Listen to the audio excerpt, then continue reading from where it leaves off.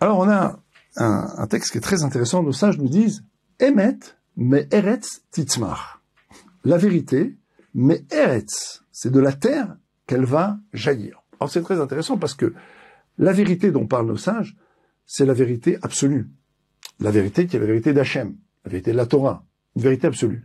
Et elle va germer de la terre qui est le lieu du matériel, du matérialisme. Donc le lieu finalement dans lequel la vérité est masquée. Le monde dans lequel on vit, c'est un monde dans lequel la vérité d'Hachem est masquée. La lettre Aleph témoigne de cela, d'accord? La lettre Aleph, c'est la lettre qui est faite d'un Vav et de 2 Yud. D'accord? Le Yud qui est au-dessus, il est à l'endroit, mais le Yud qui est en dessous, il est à l'envers. Pourquoi? C'est une manière de nous dire que il y a ici 2 Yud qui ont une valeur numérique de 10 et 10, et Vav, 6, ça fait 26. 26, c'est la guématria, la valeur numérique du nom d'Hachem, Yud Kevavke. On veut nous dire que le nom d'Hachem ici, finalement, ce Aleph, ce que ça imprime, c'est qu'en fait, dans le monde spirituel, il est à l'endroit, parce qu'il est visible, il est révélé, mais dans ce monde-ci, il est complètement enfoui. Or, les sages viennent et nous disent, Emet, mais Eretz Tismar. C'est-à-dire que la vérité, elle va jaillir du mensonge. Elle va jaillir d'un endroit où elle est complètement cachée. Comment ça marche? Comment ça fonctionne? Comment est-ce qu'on fait jaillir la vérité d'un lieu de mensonge? Alors, nos sages, ils vont même beaucoup plus loin. Ils disent, finalement, on appelle ce monde-là Alma des Shikra, le monde du mensonge. Bon, très bien, mais j'ai dit passer dans le monde du mensonge. Pour arriver au monde futur, qui est le monde de la vérité, il faut passer dans le monde du mensonge. On ne peut pas mériter ce monde futur sans être passé par ce monde-là. Le Ramchal nous le dit. Le Hamad et Kisoufa, c'est le pain de la honte. Si on le mange, ce pain de la félicité dans la relation avec Hachem, sans même être passé par le monde du mensonge.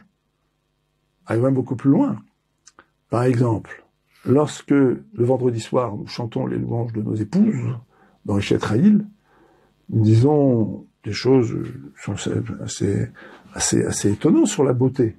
Shekarachen ve'evel hayofi. Shekarachen, le chen, c'est un mensonge. Evel hayofi, c'est une vanité que la beauté. Isha yirat Hashem ititalal.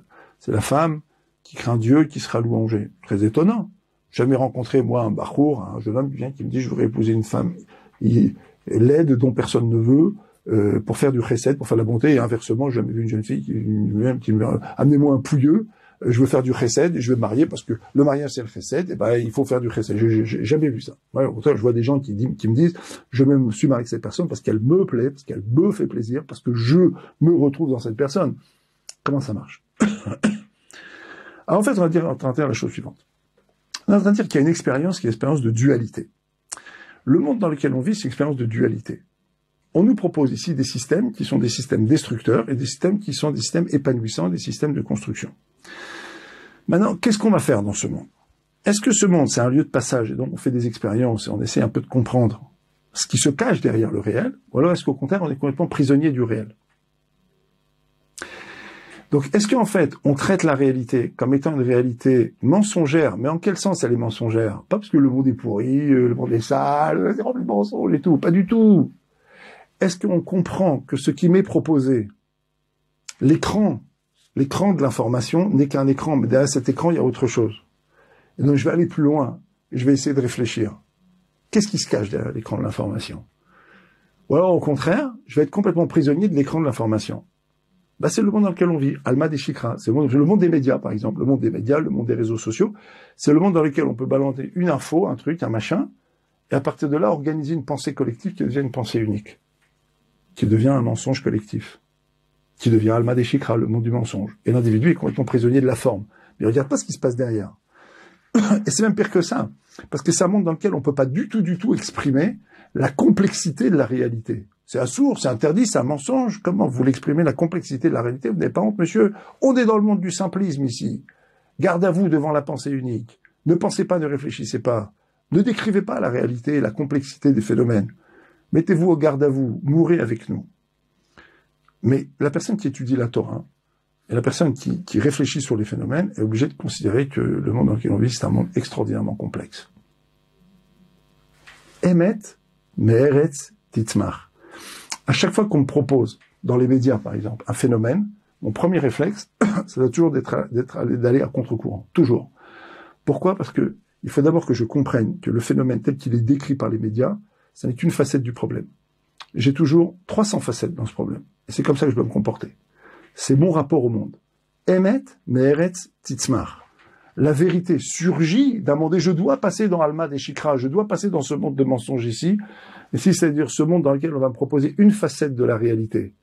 C'est ça un sheker, pour pouvoir après accéder à la vérité. C'est ça le sheker. Qu'est-ce que c'est le sheker?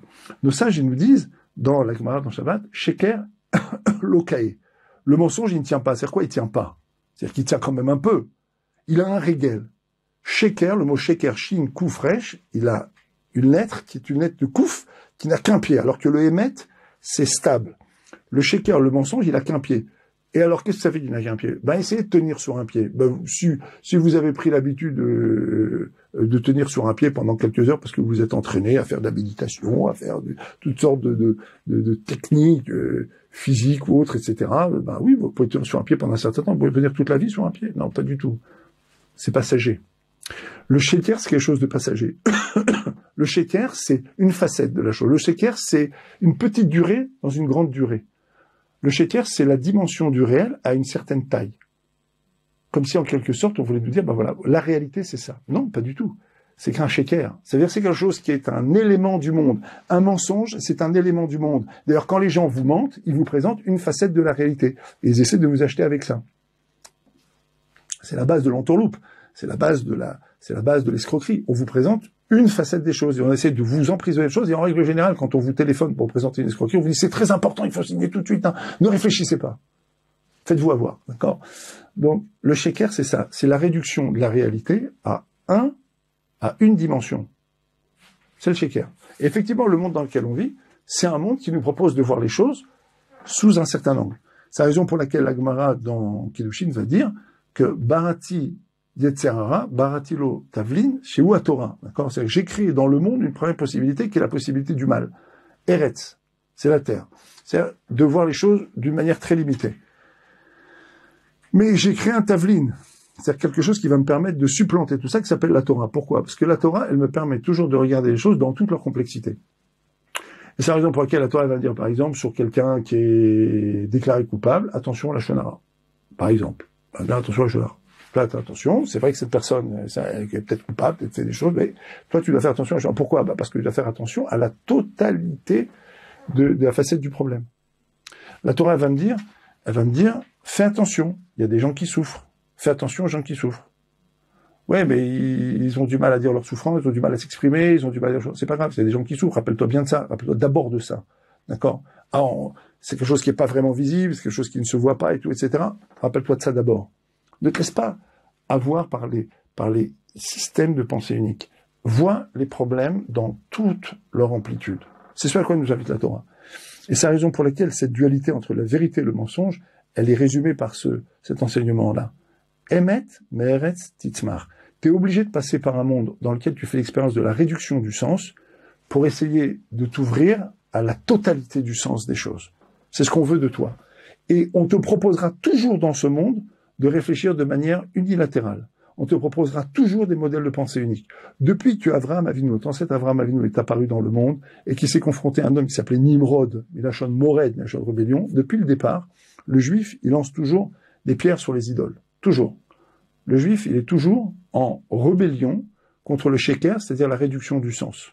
Toujours. Jamais le juif ne se fera avoir par la réduction du sens. Enfin, en tout cas, il ne doit pas se faire avoir par ça. Son travail, c'est ça. C'est de s'ouvrir au sens complet et ultime de toute chose, de toute expérience. Et ainsi, il va faire l'expérience du Hémet. L'expérience du Hémet étant l'expérience, en fait, de la complexité de tous les phénomènes. Ce qui est tout à fait fondamental et important. Alors maintenant, vous allez me dire, très bien, Hémet Meres Tismar, on a cette dualité entre le mensonge et la vérité. Complexité contre réduction. Très bien. Où est la bonté là-dedans? Où vous placez la bonté dans cette expérience-là? Où vous placez le chesed?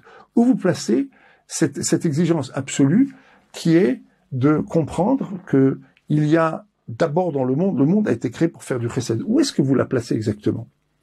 Alors là, il y a ici un point qui est un point tout à fait fondamental. C'est vrai que Emet Me'eretz Tismar, c'est vrai. La vérité surgit de la terre. Mais de quelle vérité on parle? La vérité dont on parle ici, c'est la vérité divine. C'est une vérité qui se pose dans le monde, mais c'est une vérité divine. Ce que Hachem nous demande, en toutes circonstances, en tout lieu, en tout temps, c'est d'être capable de conjuguer la vérité et le chesed. Le chesed et la vérité. en tout temps, en tout lieu. C'est-à-dire que nous devons être capables d'envisager les choses de la manière la plus complète qui soit, et en même temps, de faire preuve de chesed, de bonté, de comprendre la faiblesse, de comprendre les gens qui souffrent, de comprendre la souffrance des gens, d'intégrer la souffrance des gens dans notre réflexion, d'intégrer la souffrance de l'autre dans notre réflexion, d'intégrer tout le mal que quelqu'un peut subir et ressentir, et la souffrance qu'il peut ressentir dans notre expérience. C'est aussi une expérience de vérité. L'expérience du chesed est aussi une expérience de émet. Pourquoi?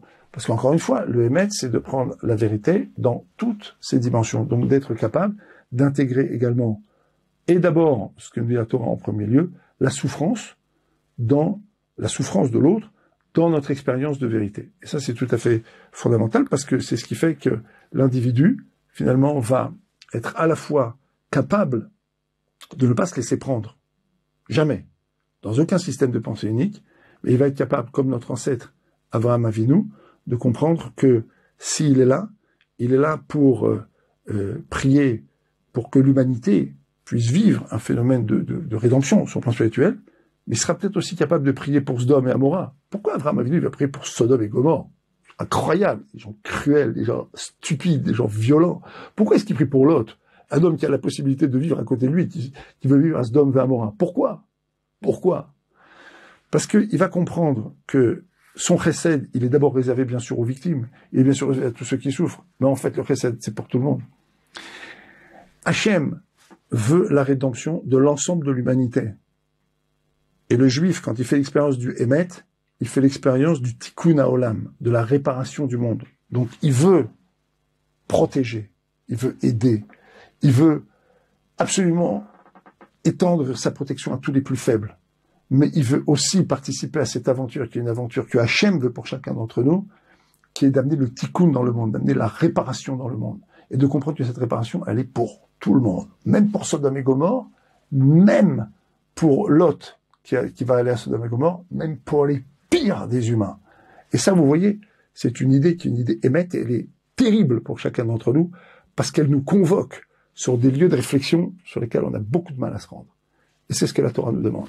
C'est être capable d'envisager le monde dans tous ses aspects. Emet, Me'eretz, Titzmar. Très bien.